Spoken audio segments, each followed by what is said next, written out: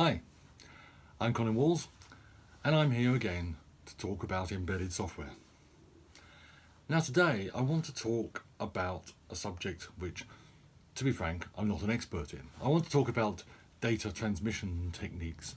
I'm not a networking expert, and networking is where this is most applicable, but almost anybody who's involved in embedded software is going to be involved in connectivity at some point, and it's useful to understand some of the concepts even if you're not going to apply them in great detail yourself. So let's think about how data transmission works. You send a message from one place to another using some kind of transmission medium, either wired or wireless. How that data goes will depend on what the data is. If it's certain types of data, will just be characters. Now, characters are represented by numbers, and we just send a stream of those characters, and then somehow we indicate to the receiving end that the stream has finished. And that's done using a special character, either an end of file character or end of message or something like that. Easy enough. So that kind of transmission is very easy. The transmitter simply sends the characters, then the terminator, and the receiver receives the characters, buffering them away probably until it finds the terminating character, and then it stops looking anymore and it knows it's got the complete message. That's fine. However, certain types of data are simply arbitrary sequences of bits. Now that's okay, that's what certain types of data looks like. The receiver may well chop those bits up and make data values out of them. What it does with them, we don't necessarily know. We just need a means of transmitting these bits from A to B in a controlled fashion. Now, some protocols, the messages are of fixed size. So the receiver knows when it has received, 128 bits, that's a complete message, and it can deal with it. There may be a mechanism whereby it receives a stream of data and then a pause, and the pause means that's it, you've had all your data, and it can process it. In other examples, and this is quite common, there is no such thing as a pause, and message lengths are just streams of data, and we need to be able to say, right, that was a message, and we need to be able to recognize the termination. So what if we have a sequence of bits like this? So here are this is a sample from a stream of data, lots of zeros and ones.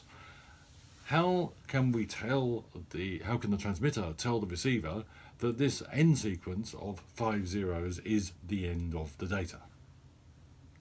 Well, we can do it by defining a special sequence of bits that says that's it. And here is a possibility. We could simply add a sequence which is 0, 6 ones, and another 0. And that means that's the end of the data.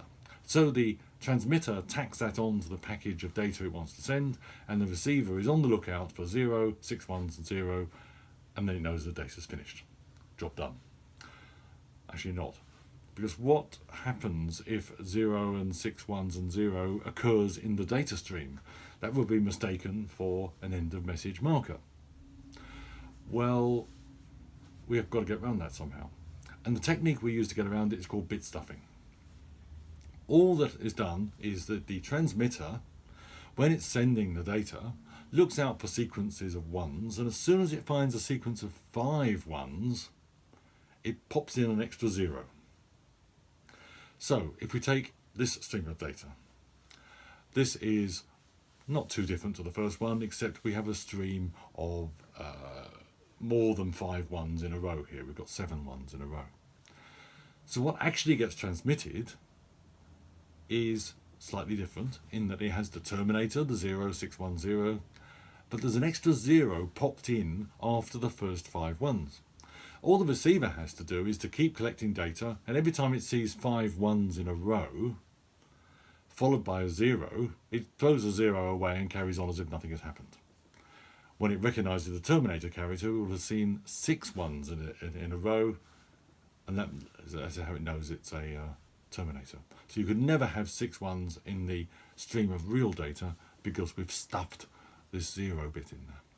So that's a very simple mechanism, very low overhead involved, and it is used very widely.